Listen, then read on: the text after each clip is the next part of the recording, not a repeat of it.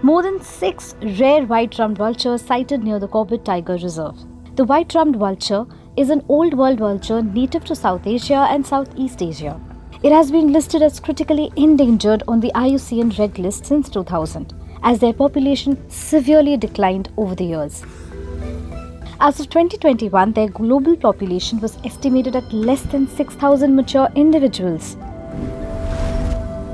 In contrast, during the 1980s, the global population was estimated at several million individuals. The white-rumped vulture was thought to be the most abundant large bird of prey in the world.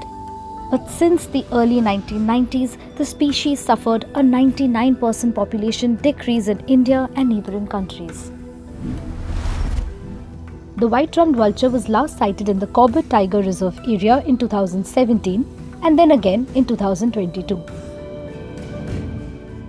And now, 6 odd of the white-rumped being seen together brings back hope for the future of the rare species.